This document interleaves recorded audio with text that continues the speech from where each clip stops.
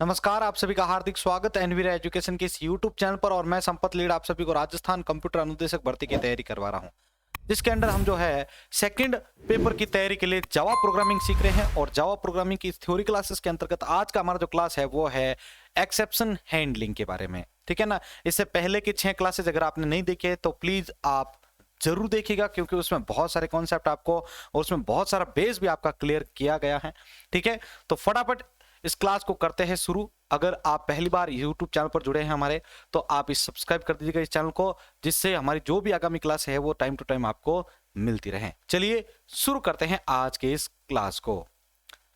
तो जैसा कि आप सभी को पता है कि आज की हमारी क्लास है एक्सेप्शन हैंडलिंग से संबंधित। एक्सेप्शन मतलब जो भी एरर्स आती हैं तो उसको हम किस प्रकार से हैंडल कर सकते हैं, उसके रिगार्डिंग आज का ये चैप्टर है। तो सबसे पहले हम इसका परिचय देख लेते हैं, इंट्रोडक्शन। जब प्रोग्राम एग्जीक्यूशन के वक्त कोई प्रॉब्लम आ जाता है तो उसे हम एक्सेप्शन के नाम से जानते हैं। एक्सेप्शन जो होती है ये रन टाइम पर आती है। एक्सेप्ट जावा में जो है 2 प्रकार की एरर्स होती है, आप इसको एरर माने या प्रॉब्लम माने, कुछ भी कहिए आप अपने हिसाब से। ठीक है, अब जावा में 2 प्रकार के एरर आते हैं। कैसे? एक तो था आपका कंपाइल टाइम एरर और एक होता है रन टाइम एरर। ऐसी एरर जो हम कंपाइल करते समय जो आती है उसको कहते हैं हम कंपाइल टाइम। ऐसी एरर जो प्रोग्राम के रन होने के दौरान आती है उसको हम रन टाइम एरर कहते हैं। तो देखिए यहां पर कंपाइल टाइम एरर के अंतर्गत ये एक नॉर्मल एरर है जो कंपाइलर द्वारा आ जाता है। जब प्रोग्राम में कहीं सिंटेक्स में कहीं कर्ली ब्रेसेस, सेमीकोलन या कोमा नहीं दिया जाता तो ये कंपाइल टाइम पर एरर अकर होता है। ठीक है, यानी आप सेमीकोलन या कोमा या फिर कोई कर्ली ब्रेसेस वगैरह ओपन या क्लोज करना भूल गए तो वहां पर ये एरर जनरेट होती है। रन टाइम क्या होती है? यहां प्रोग्राम सक्सेसफुली रन होता है लेकिन कुछ ऐसी इंटरनल एरर आ जाती है जो इंटरप्रेटर द्वारा दी जाती है, इससे प्रोग्राम भी बंद हो जाता है। एक्सेप्शन के बारे में देखे तो जब प्रोग्राम कंपाइल टाइम पर सक्सेसफुली रन होता है तो प्रोग्राम में कुछ स्टेटमेंट ऐसे होते हैं कि वे कंपाइलर द्वारा एग्जीक्यूट नहीं होते हैं। उसी वक्त इंटरप्रेटर द्वारा उस स्टेटमेंट के संबंध में संबंधित वो एक ऑब्जेक्ट क्रिएट करता है। क्या करता है भाई? ऑब्जेक्ट आपने क्लासेस के चैप्टर के अंदर भी देखा होगा, ऑब्जेक्ट क्रिएट करता है। जब ऑब्जेक्ट क्रिएट किया जाता है तब इंटरप्रेटर का रन टाइम पर उसे थ्रो किया जाता है। अब बात यहाँ पर बहुत जने कह रहे होंगे कि यहाँ पर कंपाइल इंटरप्रेट इन दोनों को क्यों डिस्कस किया जा रहा है? बिकॉज आपको मैंने शुरुआत में बताया था कि जावा जो प्रोग्रामिंग लैंग्वेज है वो कंपाइलर और इंटरप्रेटर, कंपाइल और इंटरप्रेटर दोनों को सपोर्ट करती है। पहले प्रोग्राम को कंपाइल किया जाता है, उसके बाद उसको बाइट कोड में कन्वर्ट करके इंटरप्रेट किया जाता है। देखिए इससे ये समझ आता है कि जब भी कोई ऐसी कंडीशन प्रोग्राम में आती है तब एक्सेप्शन हैंडलिंग का इस्तेमाल प्रोग्राम में किया जाता है। तो एक्सेप्शन और एरर का क्या फर्क होता है? ठीक है, तो एक्सेप्शन रन टाइम पर आता है जब प्रोग्राम में डिवाइड बाय 0 पर एक्सेप्शन आ जाता है। ठीक है ना, जो एक्सेप्शन होती है वो रन टाइम के टाइम आती है। जैसे आपको डिवाइड बाय 0 वाला एग्जांपल ले सकते हैं, तो वो भी एक एक्सेप्शन का अच्छा खासा उदाहरण है। दूसरी बात अगर एरर की जाए तो जब प्रोग्राम में सिंटैक्स एरर, फॉर्मेट एरर या प्रोग्राम आउट ऑफ मेमोरी चाहता है तो एरर आती है। ये एरर क्रिटिकल होती है, इन एरर को ढूंढना काफी कठिन होता है। ये एरर कंपाइल टाइम पर आ जाती है। जो कंपाइल एरर जो होती है वो कंपाइल टाइम पर आती है और एक्सेप्शन जो होती है वो आती है आपके प्रोग्राम के रन टाइम के दौरान, आप मान सकते हैं इनको। अब इसका एग्जांपल आप यहां पर देख सकते हैं, क्लास सैंपल मैंने क्रिएट किया जिसके अंदर यहां पर मैं पब्लिक स्टैटिक वॉइड मैन ले रहा हूं, क्योंकि इसको मैं चाहूं तो बाहर से भी दूसरी क्लासेस से भी एक्सेस कर सकता हूं। यहां पर मैंने इंटीजर ए लिया और ए में जो है 4, ए के अंतर्गत जो है 4 में भाग देने के बाद जो भी रिजल्ट आएगा वो मैं ए में स्टोर करवाऊंगा।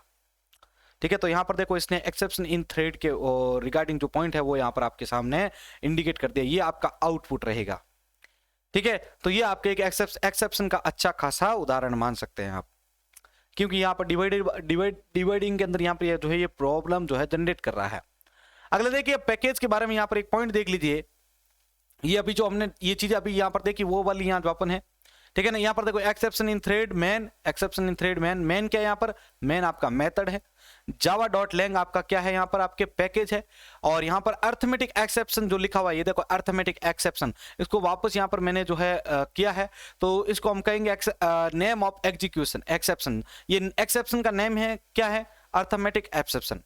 ठीक है, मैसेज यहाँ पर दिया है देखो डिवाइड बाई 08 सैंपल। ठीक है, तो ये डिवाइड बाई 0 जो है ये आपका क्या हो गया भाई? मैसेज हो गया। और यहाँ पर ये सैंपल जो है ये आपका क्लास का नाम हो चुका है। ठीक है, और ये सैंपल वापस यहाँ पर देख लीजिए तो ये क्लास का नेम ही रहेगा। ये 5 जो है वो है आपका एक्सेप्शन। तो इस प्रकार से आप इसको अलग अलग तरीके से समझ सकते हैं।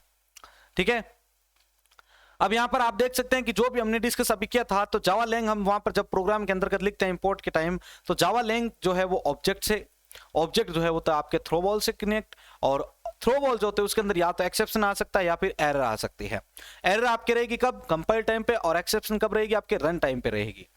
ठीक है ना? तो ये दोनों चीजों के अंदर ध्यान रखना है। अगर एरर की बात की जाए तो आप जेवीएम की एरर मान सकते हो, जावा वर्चुअल मशीन की, या फिर आप सिंटैक्स एरर को भी यहां पर जो है एरर के अंदर रख सकते हो, जो कि कंपाइल टाइम पर ही जनरेट हो जाती है। अगर एक्सेप्शन की बात की जाए तो चेक्ड एक्सेप्शन और अनचेक्ड एक्सेप्शन को अलग अलग अगर हम डिवाइड करें तो चेक्ड में कौन कौन आ जाएगा? Input output exception, file not found exception हो सकता है बिल्कुल, क्योंकि ये रन होने के बाद में ये एरर इस प्रकार की जनरेट होती है। क्लास नॉट फाउंड ये भी एक्सेप्शन इसके अंदर आएगी चेक्ड एक्सेप्शन में। और अगर अनचेक्ड की बात की जाए तो यहां पर अर्थमेटिक, नल पॉइंटर और नंबर फॉर्मेट एक्सेप्शन ये किस में आती है? अनचेक्ड में आती है, ये नहीं अनचेक्ड होती है ये प्रकार की। प्रोग्राम में एक्सेप्शन हैंडलिंग में दो प्रकार के काम करता है। प्रोग्राम में जो एक्सेप्शन हैंडलिंग होता है वो इसमें जो है दो प्रकार के काम किए जाते हैं। पहला होता है आपके चेक्ड और अनचेक्ड, ये जस्ट अभी हमने जो डिस्कस किए थे। चेक्ड क्या होता है? देखो, चेक्ड एक्सेप्शन ये कंपाइल टाइम पर ऑकर होता है, इसे कंपाइल टाइम एक्सेप्शन भी कहा जाता है। अगर आपको पूछा जाए कि कंपाइल टाइम एक्सेप्शन किसे कहा जाता है तो आप बता सकते हैं यहां पर आपके चेक्ड एक्सेप्शन को। जब प्रोग्राम में किसी भी प्रकार की चेक्ड एक्सेप्शन आती है तो यूजर को कंपाइलर द्वारा बताया जाता है कि आप इस एक्सेप्शन को हैंडल करें। फॉर एग्जांपल यहां पर आईओ एक्सेप्शन या क्लास नॉट फाउंड एक्सेप्शन आदि अगर आती है कंपाइल टाइम पर ही, तो आप वहां पर या तो क्लास का नाम जांच कीजिए सही से, या फिर इनपुट आउटपुट एक्सेप्शन जो है उसके बारे में सही एक्शन लीजिए। प्रोग्राम में देखा जाए तो फाइल इनपुट स्ट्रीम डेटा को रीड करने के लिए इस्तेमाल किया जाता है। फाइल इनपुट स्ट्रीम से फाइल नॉट फाउंड एक्सेप्शन ये एक्सेप्शन अकर होता है। ये सब कंपाइल टाइम पर होता है और प्रोग्रामर को एक्सेप्शन हैंडल करने के लिए बताया भी जाता है कि आप इसको प्रोग्राम प्रॉब्लम जो एक्सेप्शन यानी ये प्रॉब्लम जो है इसको यहां पर ठीक कीजिए। तो यहां तक हमें ये चीजें पता चली है कि एक्सेप्शन मतलब क्या है कि एक प्रकार की कोई प्रॉब्लम है जो प्रोग्राम के कंपाइल या रन टाइम पर आ जा सकती है। अब एरर जो होती है वो आपकी आती है कंपाइल टाइम पर ज्यादातर, और एक्सेप्शन जो होती है वो आपके किस में आती है भाई? एक्सेप्शन जो होता है वो आपके रन टाइम पर डिस्कस करता है। लेकिन एक्सेप्शन को भी हमने दो में बांट दिया, एक तो हो गया आपके चेक्ड, एक हो गया अनचेक्ड। अब चेक्ड जो है वो आपके कंपाइल में भी आ गया। इसको याद करने का ट्रिक क्या है? चेक्ड सी से क्या बन गया? यहां पर कंपाइल बन गया। क्या बन गया भाई? कंपाइल्ड बन गया। यहां पर आप देख सकते हो कि एग्जांपल है java.iu.file input stream, ये मैंने इस बार यहां पर अलग से ली है। क्लास मैंने सैंपल नाम से बनाई है, और यहां पर void main के अंतर्गत देखा जाए तो फाइल इनपुट स्ट्रीम जो है फाइल के अंदर मैं नल को जो है यहां पर असाइन कर रहा हूं। यहां पर फिर फाइल जो है इसके अंदर मैं न्यू फाइल इनपुट स्ट्रीम और फाइल डॉट टेक्स्ट को यहां पर इसमें मैं असाइन कर रहा हूं फाइल के अंतर्गत। ठीक है, तो यहां पर आप देखिए यहां पर ये जो मैसेज आपको जो शो दिया जा रहा है, ठीक है, यहां पर ये फाइल और ये इसको इंडिकेशन दे रहा है यहां पर, ठीक है, जो कि कह रहा है कि फाइल इनपुट स्ट्रीम। तो यहां पर ये क्या लिखा आ रहा है? Unreported exception file not found exception must be caught और डिक्लेयर टू बी थ्रोन। ठीक है ना, ये किसके द्वारा डिक्लेयर की गई भाई? आपके थ्रोन के द्वारा की गई है। अब बात यहां पर ये आ रही है कि ये फाइल नॉट फाउंड से संबंधित जो है एक्सेप्शन दे रहा है। नीचे दिया हुआ प्रोग्राम एक्सेप्शन हैंडलिंग का है। जब कोई फाइल जो है फाउंड नहीं होती है तो एक मैसेज डिस्प्ले होता है, और एक्सेप्शन हैंडलिंग के लिए ट्राई कैच का इस्तेमाल किया जाता है। ये जो एक्सेप्शन हुई इसके लिए हम किसका यूज करेंगे भाई? ट्राई और कैच का इस्तेमाल करेंगे। तो यहां पर देखिए आपके java.iu.file इनपुट स्ट्रीम है, और यहां पर java.iu.file नॉट फाउंड एक्सेप्शन, यहां पर मैंने इस बार दूसरी क्लास ली है, एक क्लास ली है मैंने यहां पर। ठीक है, ये तो दोनों पैकेज हो गए, सॉरी, और ये होगी आपकी क्लास सैंपल नाम से। इसके अंतर्गत मैं यहाँ पर जो है void main के अंतर्गत देखो फाइल इनपुट स्ट्रीम, इसमें वही बात कि मैं नल को असाइन कर रहा हूं। अब यहाँ पर मैंने जो है ट्राई को यहाँ पर यूज किया है। ट्राई क्या करेगा? यहाँ पर फाइल के अंदर इसको जो है यहाँ पर एक्सेप्शन को यहाँ पर जो है हैंडल करेगा।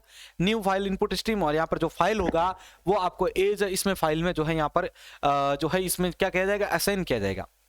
कैच की मदद से मैं क्या करूंगा? इसको कैच करूंगा फाइल नॉट फाउंड एक्सेप्शन, और यहाँ पर मैं ई को डिक्लेयर कर लेता हूँ इसके अंदर पैरामीटर के रूप में। यहाँ पर फिर आउट डॉट प्रिंट लाइन के अंदर लेके file is not found show कर दूंगा। अब यहाँ पर देख लीजिए आपके सामने इतनी बड़ी एरर आने के मुकाबले यहाँ पर सिर्फ जो ये आया है फाइल इज नॉट फाउंड। दूसरी बात करते हैं हम अनचेक्ड एक्सेप्शन के बारे में। अनचेक्ड एक्सेप्शंस क्या होती है? अनचेक्ड एक्सेप्शन ये जो होती है रन टाइम पर अकर होती है, इसे रन टाइम एक्सेप्शन भी कहा जाता है। और चेक्ड को क्या कहा जाता है भाई? सी से बना कंपाइल, यानी कंपाइल टाइम एक्सेप्शन कहते हैं उसे।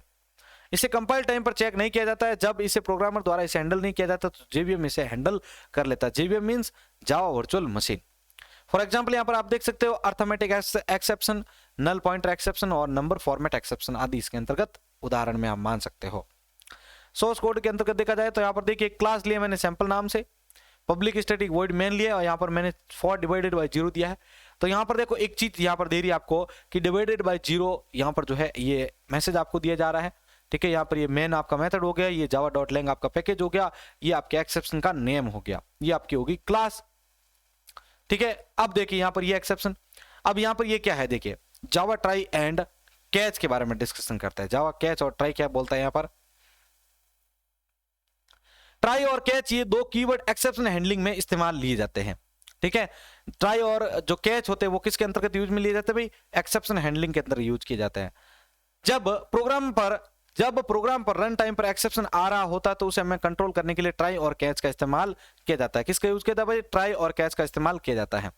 ट्राई क्या करेगा भाई, देखिए ट्राई ये एक ब्लॉक होता है जिसमें स्टेटमेंट होते हैं, जो स्टेटमेंट जब एक्सेप्शन ऑकर करता है तो उसे हम क्या कहते हैं, ट्राई ब्लॉक करते हैं। जो स्टेटमेंट होती है जब एक्सेप्शन अकर करेगा तो उसे हम क्या कहेंगे, ट्राई ब्लॉक पर लिखेंगे। ये जो ट्राई ब्लॉक अभी मैंने इससे पहले भी आपको बताया था, ठीक है। तो यहाँ पर ट्राई ब्लॉक है, उसको यहाँ पर ये इसके अंदर राइट कर देगा, ठीक है। और यहाँ पर सिंटैक्स को देख सकते हैं, ट्राई लिख के इसके ब्लॉक के अंदर आपको जो भी स्टेटमेंट देना है वो आप दे सकते हैं इस कर्ली ब्रैकेट के अंदर और इससे पहले। कैच क्या करता है भाई, ये कैच ब्लॉक ट्राई ब्लॉक से रिलेटेड होता है। किससे रिलेटेड होता है भाई, ट्राई। जब ट्राई ब्लॉक पर कोई एक्सेप्शन ऑकर होता है तब उसका फ्लो कैच ब्लॉक पर चला जाता है और उसे कैच ब्लॉक का स्टेटमेंट प्रिंट किया जाता है। किसका किया जाता है भाई, कैच ब्लॉक का स्टेटमेंट प्रिंट किया जाता है। ट्राई पर जिसका एक्सेप्शन अकर हो रहा है उसके एक्सेप्शन के साथ इसका ऑब्जेक्ट कैच के पैरेंथेसिस में लिखा जाता है। किस में लिखा जाता है भाई, कैच के पैरेंथेसिस में इसको लिखा जाता है।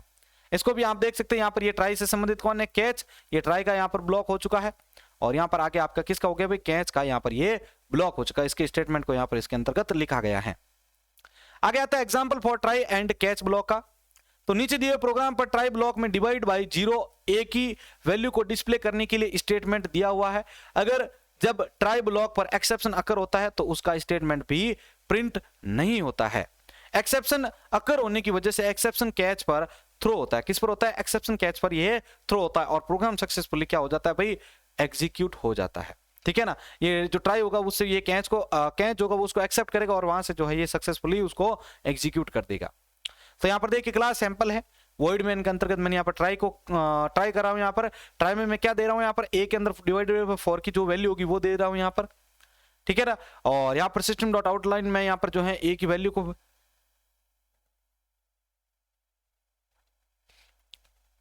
मैं यहाँ पर प्रिंट करूंगा।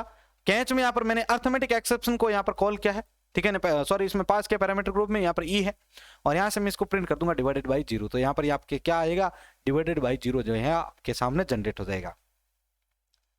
मल्टीपल कैच ब्लॉक क्या होता है, देखो यहाँ पर एक से अधिक कैच ब्लॉक होते हैं जिसके लिए एक से अधिक एक्सेप्शन भी होते हैं।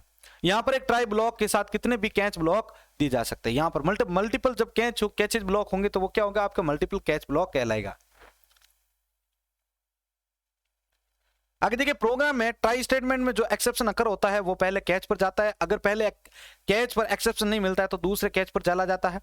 अगर दूसरे कैच पर भी नहीं मिलता तो वो आगे से आगे उस एक्सेप्शन के ऊपर क्या करता है, जंप करता रहता है। और जहां पर भी एक्सेप्शन नहीं मिलता है तो वो रन टाइम पर इंटरप्रेटर द्वारा ऑब्जेक्ट क्रिएट होता है। अब देखिए यहाँ पर आपका क्लास सैंपल है, वॉइड मेन के अंतर्गत यहाँ पर देखिए मैंने ट्राई लिया है। ट्राई के अंतर्गत मेरी जो भी स्टेटमेंट है वो है और यहाँ पर देखो स्टेटमेंट मैंने दिया क्या है वो समझो। इंटीजर आई लिया, आई के अंदर मैं यहाँ पर किसका मान दे रहा हूँ, डिवाइडेड फॉर डिवाइडेड बाय 0 का, ठीक है ना। डिवाइडेड बाय 0 वाला यहाँ पर इसके अंदर मैं कर रहा हूँ असाइन। यहाँ पर एक एरे ले रहा हूँ इंटीजर ए नाम का, उसके अंतर्गत मैं यहाँ पर न्यू इंटीजर 2 को यहाँ पर दे रहा हूँ, इसमें असाइन कर रहा हूँ। ए के अंदर दे रहा हूँ 1, 2 के अंदर दे रहा हूँ सॉरी 0 के अंदर दे रहा हूँ 1, 1 के अंदर 2, 2 के अंदर मैं यहाँ पर 3 को असाइन कर रहा हूँ। फिर यहाँ पर देखो मैं एक मैसेज को प्रिंट कर रहा हूँ system dot out dot print line की मदद से न्यू लाइन में, this statement for try block. ये स्टेटमेंट जो है वो किसके लिए है, ट्राई ब्लॉक के लिए है। अब कैच जब करेगा ये क्या करेगा, आपके system dot out dot print line को करेगा और डिवाइडेड बाय 0 मैसेज जो है डिस्प्ले कर देगा। एक दूसरा और कैच है जिसमें मैं यहाँ पर array index out of bounds exception और यहाँ पर ये ई को क्रिएट कर रहा है। इसके अंतर्गत यहाँ पर आके ये क्या करेगा, array out of bound error, यानी अगर एक्सेप्शन से संबंधित अगर कोई एरर आएगी तो वो इसके ब्लॉक के अंदर आएगी अर्थमेटिक में। अगर कोई एरर वाली यहाँ पर एरे वाली अगर कोई प्रॉब्लम रहेगी तो वो इसमें आएगी array index out of bound exception के अंतर्गत आ जाएगी। तो यहाँ पर देखो ये आपके आउटपुट डिवाइडेड बाय 0 वाला जो है जनरेट कर देगा, ठीक है ना। ऊपर दिया हुआ एग्जाम्पल से थोड़ा सा अलग प्रोग्राम यहाँ पर आप देख सकते हैं। इसमें ये ट्राई है यहाँ पर, ठीक है। इसमें मैंने यहाँ पर इस बार क्या किया है कि यहाँ पर ए लिया है यहाँ पर, अब इस एरे के अंदर यहाँ पर मैंने डिफाइन कर दिया 0 में 1, 1 में 2, 2 में 3 दिया। और देखो इस बार मैंने नीचे जो है यहाँ पर मैंने आई के अंदर जो है डिवाइड फॉर डिवाइडेड बाय 0 वाला यहाँ पर जो वैल्यू होगा वो मैं इसमें आई में असाइन कर रहा हूँ। फिर ये मैसेज यहाँ पर दे रहा हूँ system dot out of the system for try block. ये किसके लिए, ट्राई ब्लॉक के लिए है। कैच में मैं वापस वही एक्सेप्शन और array out of bounds exception वाला यहाँ पर मैसेज इसके अंदर जो है ब्लॉक वाला मैसेज दिखाऊंगा। यानी यहाँ पर मैं मल्टीपल कैचेस को डिस्कस कर रहा हूँ। ये इसके लिए हमारा जो कॉन्सेप्ट था वो मल्टीपल वाला था। नेस्टेड ट्राई कैच का क्या होगा कि जिसके अंदर नेस्टेड होता क्या भाई, जब एक कंडीशन के अंदर दूसरी कंडीशन मौजूद होती है तो उसको हम क्या कहते हैं भाई, यहाँ पर नेस्टेड कहते हैं। नेस्टेड ट्राई कैच में ट्राई ब्लॉक के अंदर और भी कई ट्राई ब्लॉक हो सकते हैं। कई बार प्रोग्राम में एक्सेप्शन के बारे में ऐसी स्थिति आ जाती है कि नेस्टेड ट्राई कैच ब्लॉक का इस्तेमाल करना ही पड़ता है। इसलिए नेस्टेड ट्राई कैच सीखना उतना ही जरूरी है जितना ट्राई कैच सीखना जरूरी होता है। देखो यहाँ पर ये मेरा ट्राई है, इसकी स्टेटमेंट है ये यहाँ पर ट्राई, ठीक है ना। ये तो जो था अभी तक जो ट्राई था वो था आउटर। इसके अंदर जो भी हम ट्राई बनेंगे उसको हम बनेंगे इनर। इसी प्रकार से एक होता है आउटर लूप, हमने सी और C++ में पढ़ा था, और उसके अंतर्गत जो लूप होता है उसको हम कहते हैं इनर लूप, ठीक है ना। जे और आई वाला मैंने आपको ट्रिक भी याद करवाया था वैसे। अब इनसे दो भी जनरेट होगा, वो यहाँ पर कैच से रिलेटेड होगा, इससे कैच से रिलेटेड होगा। तो हम क्या कर सकते हैं भाई, एक ट्राई के अंदर दूसरा ट्राई भी क्रिएट कर सकते हैं, तो उसको हम क्या कहते हैं, नेस्टेड ट्राई कैच स्टेटमेंट कहते हैं। ये एग्जाम्पल आप देख सकते हो, सैंपल क्लास वॉइड मैन के अंतर्गत यहाँ पर एक मैं ट्राई दे रहा हूँ a बराबर 4 b बराबर 0। इसके अंतर्गत एक और ट्राई दे रहा हूं जो कि C में a और b को डिवाइड करके जो वैल्यू आएगी वो असाइन करेगा। एक यहाँ पर ये कैच दे रहा हूं जो कि अर्थमेटिक एक्सेप्शन को हैंडल करेगा, जिसमें मैं यहाँ पर डिवाइड बाय 0 में से जो है वो प्रिंट कर दूंगा। यहाँ पर एक मैं एरे ले रहा हूँ इंटीजर एरे नाम से, और न्यू इंटीजर 3 को मैं इसमें असाइन कर रहा हूँ, और एरे 3 जो है उसमें मैं यहाँ पर क्या दे रहा हूँ, 2 दे रहा हूँ। अब जो भी इनसे संबंधित जो कैच होगा, ट्राई जो होगा वो उससे संबंधित जो है कैच को यहाँ पर कॉल करेगा, और उससे संबंधित अगर देखो नॉर्मली जो डिवाइड बाय 0 वाली प्रॉब्लम होगी तो वो उस कैच के अंदर जाएगा डिवाइड वाले में, और अगर वो एरे वाली प्रॉब्लम होगी तो वो एरे के अंदर आएगा।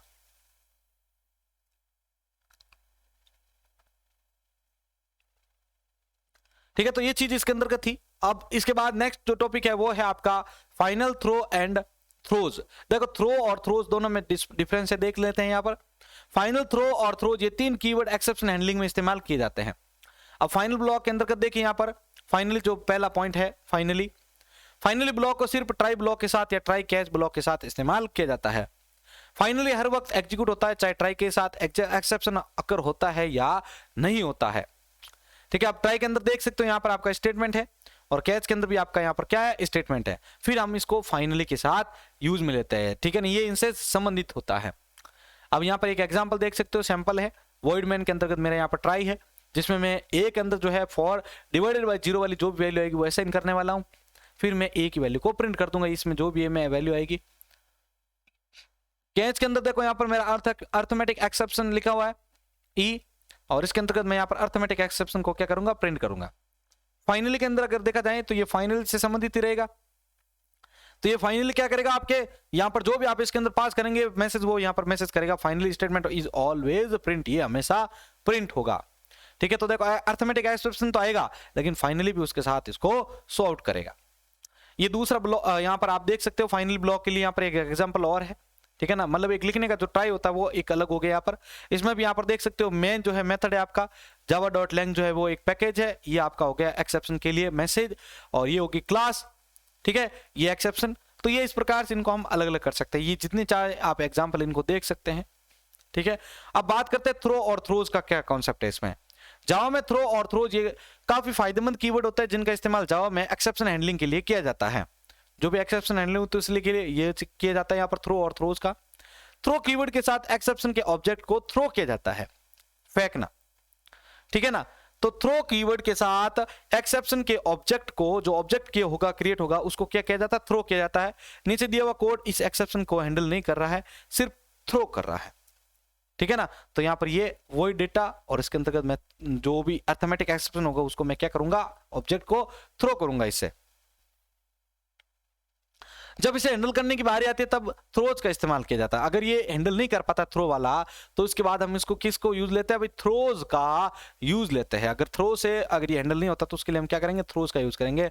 लेकिन जहां पर भी उस मेथड को कॉल किया जाता है वहां पर उसे हैंडल करना पड़ता है। अगर प्रोग्रामर द्वारा हैंडल नहीं किया जाता तो उसे ऑटोमेटिकली जेवीएम हैंडल कर लेगा। जेवीएम क्या होता है भाई, आपके JVM stand for Java virtual machine. ठीक है, तो ये एक सिंपल सा कॉन्सेप्ट था भाई, जिसके अंदर हमने जो है आज एक्सेप्शन हैंडलिंग से संबंधित कॉन्सेप्ट को पढ़ा है। वैसे एक्सेप्शन से संबंधित इतना डीपली कॉन्सेप्ट नहीं पूछा जाता है।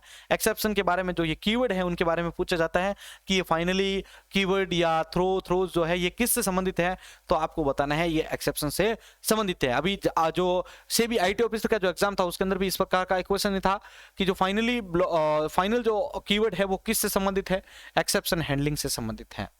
ठीक है, तो ये एक सिंपल सी क्लास थी जिसके अंदर हमने जो है एक्सेप्शन हैंडलिंग से संबंधित टॉपिक समझा है। एक्सेप्शन मतलब प्रोग्राम आने वाली समस्या, और एरर मतलब ये तो एरर वाली तो जो पॉइंट होगा वो आपके कंपाइल टाइम पर आएगा और एक्सेप्शन जो होगा वो रन टाइम पर आएगा। अच्छा, एक्सेप्शन के अंदर भी जो है आपका चेक्ड और अनचेक्ड होता है। तो चेक्ड जो होता है वो कंपाइल टाइम पर काम करता है, अनचेक्ड जो होता है वो आपके रन टाइम पर काम करता है। ठीक है, तो ये सारी आपको इसके बारे में पॉइंट ध्यान रखने हैं। अगर वीडियो अच्छी लगी तो प्लीज अपने दोस्तों के साथ शेयर कीजिएगा। इसी प्रकार एनवीडिया एजुकेशन यूट्यूब चैनल को सपोर्ट करते रहें, पढ़ते रहें, मस्त रहें। जय हिंद, जय भारत।